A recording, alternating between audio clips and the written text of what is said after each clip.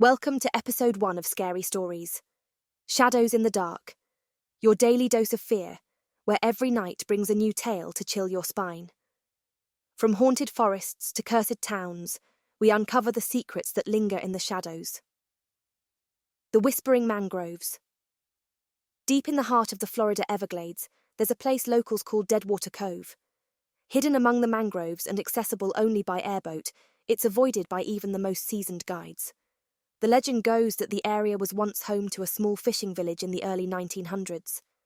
But one fateful hurricane season, a storm stronger than any ever recorded swept through the swamp, wiping the village off the map.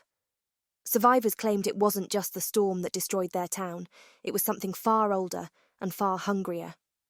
Late one summer night, a group of college friends decided to test the legend. Armed with flashlights, cameras, and a cooler of beer, they rented a boat and headed into the dense swamp, ignoring the warnings of the locals. As the sun dipped below the horizon, the Everglades turned eerily silent. The usual chirps of crickets and croaks of frogs were replaced by the faint sound of whispers. The group laughed nervously, chalking it up to the wind brushing through the mangroves. But the whispers grew louder, circling them, shifting from one direction to another. "Who's there?" one of them shouted, his voice trembling. No answer, just the rustle of branches overhead and a low murmur that almost sounded like a chant. When they reached what they believed was Deadwater Cove, they found the remains of a dock, half sunken into the water. The air was thick with the smell of brine and decay. One of the friends, Emily, noticed strange markings carved into the wood, spirals and symbols she didn't recognize. She reached out to touch one when the whispering stopped. Silence. Then, from beneath the black water, a pale hand shot up and grabbed her wrist. Emily screamed as she was pulled into the water.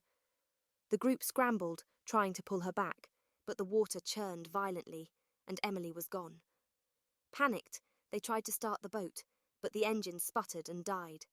The whispers returned, now louder, like 1,000 voices surrounding them. One by one, shadows began to emerge from the mangroves, pale, waterlogged figures with hollow eyes and mouths that gaped impossibly wide.